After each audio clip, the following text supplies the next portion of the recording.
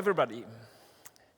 It was Gerd Binnig who said, "You can't be creative if you're not impaired." What does it mean to be impaired for a gynecologist and physician like me? I feel impaired when I cannot do the best for my patients, and this is where my story begins. Breast cancer is a massive global challenge. It's the most common malignant disease in women, and even today it's still too often fatal. Every year more than 500,000 women worldwide fall victim to it, and maybe the number of unreported cases is likely to be much higher. But it is not hopeless. Women are more likely to survive breast cancer if the tumor is detected so early that it could not send its cells from the breast to the body. The killers are always the metastases, not the breast tumor itself. If the tumor is detected in time, you massively increase the chances of patients to survive, you shorten the treatment, and you reduce therapy costs. Frank, isn't it really frightening to see that despite all the progress in medical science over the past 10 years, the absolute number of cases is still constantly growing? Since the 1980s, the number of cases in our part of the world has actually doubled. In Germany alone, we have currently 17,000 diagnoses every year, and also still 18,000 deaths. Obviously, early detection is crucial, but it's also expensive.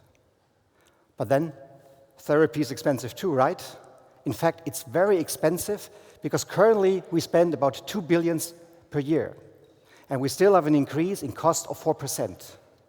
So again, and you just pointed it out at the beginning, early detection is key here. But it looks like that our healthcare system simply cannot afford to find all tumors at the earliest stage. Unfortunately, this man is right. For me as a doctor, the standard procedure allows me only to spend a few minutes on breast palpation. This is less than ideal if you try to find the early tumor. But only if there is probable cause, I will arrange for further measures like ultrasound or X-rays. I am convinced that my patients deserve something better, but within the system, my options were very limited to change it to the better. As I know you, this must be quite the burden for you. So what could you do against it? Nothing based on logic. But I'm convinced that sometimes ideas are given to you. They come to you. They just wait for a way into this world. You cannot force eureka moments, but you can make room for such ideas. You can stay open to them, and then sometimes they come to you at very unlikely moments. For example, when you take a shower in the morning, in this wake state between sleep and being fully awake. One of these early mornings in 2005, one of these ideas really hit me. Who could really improve the quality of breast examinations? Who could spend more time, do it more structured, and who would have the superior sense of touch? It is blind people. We know that the neuroplasticity of the brain helps blind people to improve other sensory impressions, for example, the sensitivity of their fingertips. Why not make use of this for improving breast cancer early detection? Have you ever tried to read Braille? I haven't. It will give you the perfect idea that blind people are the natural tactile experts. When this idea emerged, I had the vision that people would turn a disability in a life-saving capability. A vision in which women would have a much better chance to survive breast cancer by way of deeply human diagnostics. Doubtless, this is a very brave and simply elegant idea. But you know, it's not just about the idea alone. Actually, it's much more about making an idea like this happen. Did you have any substantial approach to get started? Unfortunately not. There was no precedent, there was no similar approach anywhere else in the world. and no suitable training materials as well. But as unexpected as the story began, it went on. Like out of the nothing, I got in contact with a vocational training center for blind and visually impaired people, and they were desperately looking for new job profiles for the blind. And shortly afterwards, we got relevant funding by the state to start a trial project. It was a lot of work because almost overnight a complete training concept had to be developed. The whole team worked sometimes up to the point of physical exhaustion, but always carried by a boundless enthusiasm for this project. And after all, the first blind examiners were fully trained, successfully tested by the Medical Association, and ready for action. What a great moment to face one of these self-confident women, full of pride in their life-saving talents, with which they could offer something meaningful to society. The materialized results of an unexpected idea. What we needed now was a legal entity, so we founded a social enterprise and we called it Discovering Hands. Can you imagine what it meant for me to leave my personal comfort zone as an established doctor to start from the scratch a new career as Ashoka Fellow and social entrepreneur? Especially Christine, my wife, was not too happy with it. But she supported me because she knew that I knew that this was the way I had to go. When I first heard about your social enterprise, my thought was, honestly, wow, what an unlikely endeavor, especially if you know the German healthcare system. A disruptive market entry is already a challenge by itself. But here, you're actually facing a highly complex and also highly regulated environment. And this environment comes even with a tougher hurdle. You need a clear proof of effectiveness that is based on robust scientific data.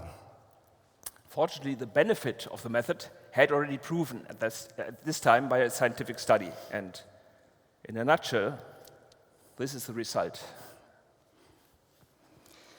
When you hear the idea of Discovering Hands, I think it's pretty impressive. It sounds impressive.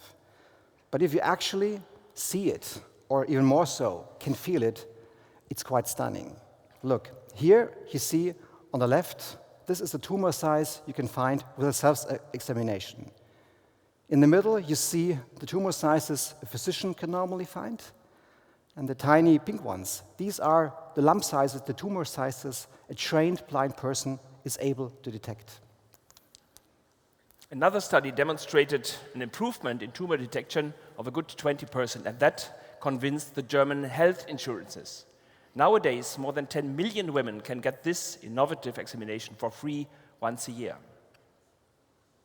This laid the foundation, and with a business card, with certificates of many awards at my wall, I felt much better, but that was even still not enough to make a real change. It needed another unexpected encounter. I had to meet Rüdiger and his team. I have to say, till this day, I'm deeply impressed by your persistence and your courage. And this really inspired me to also saw the potential of professionalizing the communication, your communication. So I thought, why not? Let's try again something unprecedented. Let's take the toolbox of branding and let's turn a new diagnostic method into a serious medical standard. The basic idea sounded pretty simple. We just needed a way or find a way to communicate both the very extraordinary approach and equally the no-nonsense medical credibility of the method. Of course, it was not easy, because to establish a new medical standard on purpose, here traditional communication probably won't achieve the necessary recognition in this very sophisticated environment.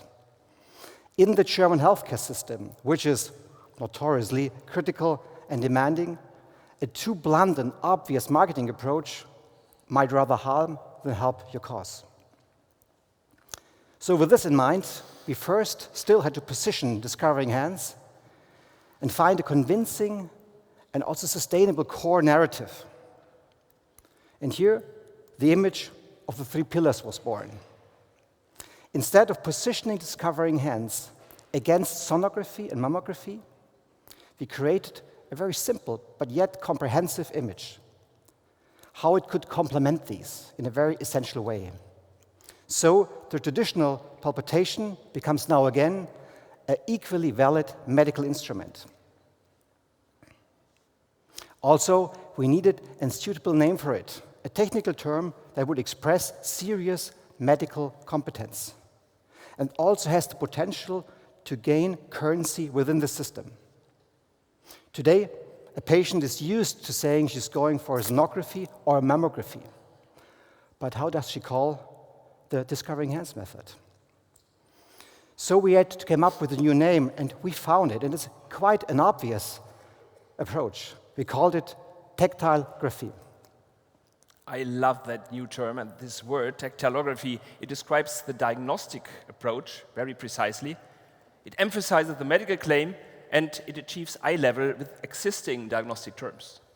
Of course, just the name was not enough. But with the name, we also had created a holistic family of terms to describe the category of tactile diagnostics. So consequently, the blind examiners became now the MTEs, the Medical Tactile Examiners, and the results became, consequently as well, the tactile findings. In addition to that, we now needed actually the last part for the core branding. We needed a suitable visual identity. And here we translated Frank's original idea and way of thinking into a distinctive design concept. Again, connecting two very different things in a very unlikely combination. In the case of design, this meant to combine Braille and normal letters. This was a typographic use that, like tactilography itself, has been never done before. What's great about this is that you can immediately see that this is dealing with blind people. And a brand characteristic emerges in a very striking way that conveys the basic principle of a systematic cooperation between the blind and the existing medicine. The goal of this design concept was not to look nice at all, but it was to create visually powerful messages. The look is still unique, but it was very surprising that it's still very legible as well. So, a once crazy and unlikely idea has now visually matured into a new standard for early breast cancer detection in a serious and also consistent way. But this is not the end. This is also another beginning. So let's continue to professionalize, to embrace the idea one step further. In cooperation with MTEs, physicians, software developers, and designers, we went that step further, and we made literally visible what an MTE feels. We transform her inner image into a fully digital and three-dimensional representation. We develop an app that is optimally adapted to the process of the MTE and to her special needs. And it makes the actual tactilography a quick and very effective working tool for the physician. And in addition, it fosters the interaction between gynecologists and radiologists because tactilography can also be transformed into the two-dimensional representation, which corresponds to radiological imaging. Now, mammography and tactilography can be evaluated side by side for an even more reliable diagnosis. And this is really another new dimension because it's an interface for special human abilities and for technology. This creates real market potential. A market potential which is capable to bring about a system change worldwide to the benefit of all involved. Today, our MTEs are not working in Germany alone. They're also working in Austria, in Colombia, in India, and in Mexico as well. Very soon in Switzerland and the Netherlands, and maybe in other countries in Europe and overseas very soon. In Germany alone, discovering hands has the potential to save costs of 80 to 160 million euro a year. But more than this, it will change the disability of hundreds of people into a meaningful capability, and more importantly as well, this will save many, many lives. Well, this was my story to share, and it's the story of tactilography. At the beginning, there was an idea, but it is not about the idea. It is about trusting in this idea, making it reality, and making it a success. And now, it's you guys. If it happens that you meet your idea, do the same. Think big, be brave, Act professional. and create your own story. Thank you very much. Thank you very much.